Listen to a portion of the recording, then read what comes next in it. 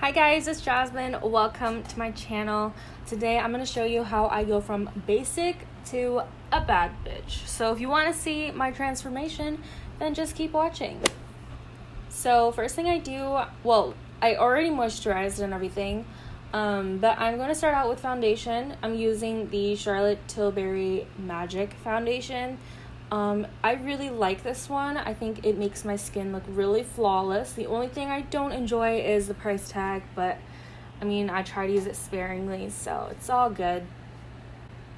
And I'm just using a brush because I was just too lazy to clean my beauty blender, but normally I do use a beauty blender for my skin and makeup. Then I'm going to take the Shape Tape Concealer and conceal all of my blemishes and dark circles. I love how full coverage this concealer is. I like how in photos, excuse me, it's so rude. I like how in photos it makes my skin look super flawless, like almost fake. And so if you're going for like a really dewy look, maybe don't go for the Shape Tape because it gives like a very I really can't think of any other description besides plastic. Like you kind of look like a doll or something because your skin is just so perfect after you use this concealer. But I don't mind going for fake, so that's the look that I'm doing. And after I did my concealer, I realized my cheek was still really red. I mean, it's really warm here in LA, so that's partially why it was so red, because I was like overheating. But I just added a little more skin makeup to cover that up. Then to set everything, I'm going to use the Airspun powder, and it's a little messy, but gets the job done. And it's only like $5 for the whole thing, so that's really good. I'm going to powder that on all over my face to set it, and then I do like to put a little extra under the eyes and like on the bridge of the nose and everything, just to bake and like set all that in. I'm going to take the Shade and Light palette from Kat Von D powdered contour palette, and I'm just going to add some dimension back to my face because I look like an egg. So carving some cheekbones, and then, you know, don't forget your neck, your jawline. Yeah, just giving myself facial features again.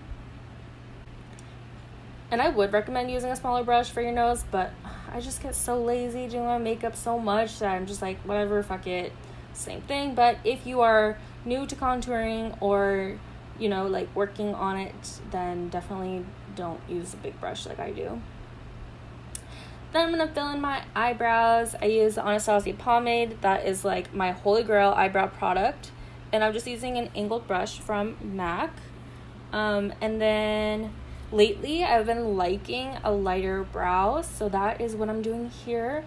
For a minute, you know, like, okay, I guess this is like 3 years ago now. It was all about that super fake brow that's like really defined and like carved out. But I've been living for a little more natural moment, so my version of natural is still like obviously filled in, but yeah, so I'm going to fill in the brows real quick.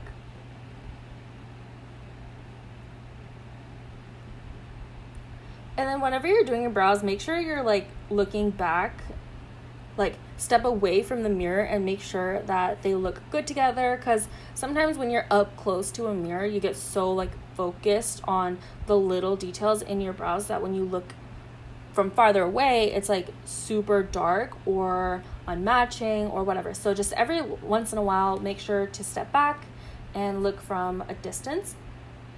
Okay, so for the eyes, I'm starting out by highlighting the brow bone, and I like doing this especially when I'm doing like a cut crease, because it just helps me like gauge how far up I want to blend into the brow bone. And I'll leave all the colors in the description box if you want to know like the exact shade that I'm using. But if you want to go for the look, honestly just use an eyeshadow that's like a similar color, and it should turn out similar. I'm going to be using this lighter tan brown color, and I'm blending that into the crease area. Now, I'm not gonna lie, cut crease is like, it takes practice. when I started doing it, like, I'm still not even like that experienced doing cut crease eyeshadow, but when I like first attempted it, it was really bad. Like, it was not far up enough. It took me like 2 million years to get the concealer like the shape that I wanted it to be. So don't be discouraged if you try doing like cut crease or any makeup look really and it's like hard. Like, it all takes practice and it's all something you can improve on. So just keep doing it until you kind of find what works for you. So anyway, long ramble over. Next, I darkened my crease with a darker brown, and I applied it with a smaller brush so I can get the color where I want it to be. And then I'm using a bigger brush I believe this was a clean brush, didn't have any eyeshadow on it, to blend that out. If you use a smaller brush, it's just going to be more concise where the color goes, and obviously using a bigger, fluffier brush is going to make it way easier to blend it out. And right where I showed you, like, where my brush naturally goes in over my eyeball, that's like kind of where I wanted to blend out the darker color. Okay, I guess I went back and blended again. I really thought that was it, but nope, more blending. Oh my god, I literally blend for so long. But I mean, this is a secret to having like really flawless eyeshadow. You just have to sit there and blend till your arm falls off. Okay, I darkened the outer crease. Honestly, sometimes I'm watching myself and I'm like, I don't know why I did it in this order. Like, why am I doing that bottom eyeshadow right now? I don't really know. That's just what I felt like doing, I guess. Okay, so taking the Shape Tape Concealer, I like using a lip lining brush because it's really... Oh, sorry, my chair is creaky. I like using the lip lining brush because it's pointy and it's a lot more precise than using another brush that has more bristles. Yeah, and I mean, if you think about it, a lip lining brush, the point of it is to be really precise and to create like a really sharp line. So why not use it for making a cut crease? This is just what's worked best for me. And then once I get a shape that I'm pretty happy with, I'm going to take, this is also another lip brush to spread more concealer.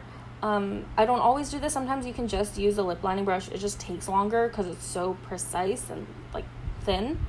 So yeah, I'm going to spread out the concealer and I'm not going to take it all the way. I'm going to blend it into the outer crease, or no, not crease.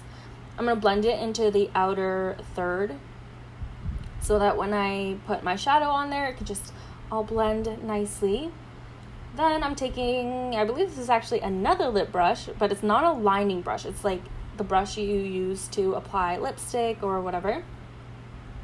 I'm going to be applying this like shimmery, I don't know, like, what would you call this? Like champagne color almost, like almost white color. Again, all the colors will be in the description box, but you can honestly use any lighter shade for the eyelid part. And then once I have it really packed on there, really pigmented, I'm going to blend that into the outer corner. And I'm using the same colors that I did on my crease, the lighter color, and then transitioning it into the darker color. Like literally the same thing that I just did with the crease. I'm going to do it on my lash line.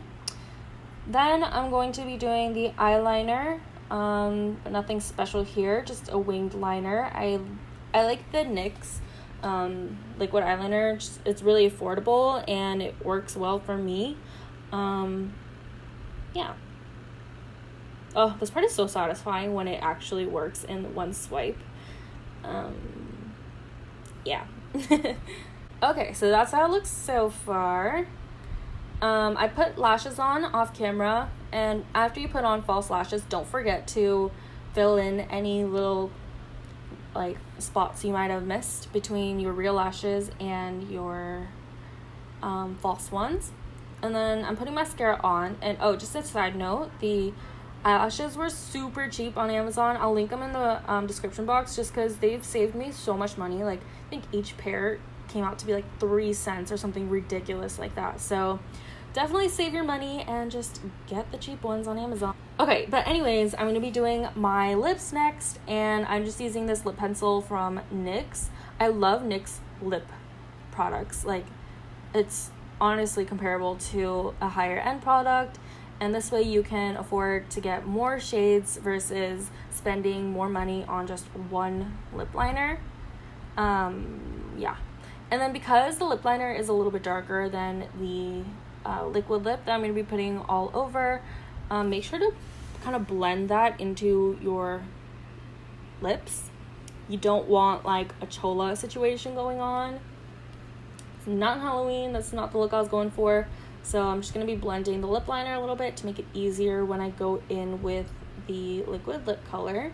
And then I'm going to be taking this liquid lip from, I think it's Urban Decay. And I think this might have been the first time I've actually worn it, but I'm obsessed with this color now. I love it so much. I think I got the lip shade on sale, like just on a whim, like really randomly on a random day, and I just never used it until today, and I love it. What do you think? I love how it kind of looks like velvety almost. I know it's kind of a weird way to explain lip shades, but I don't know. I really like the finish of this lip product. Okay, so after that, putting on some blush. And normally I would put on a ton of highlighter, but I was sweating and it was hot, and I was just like, no.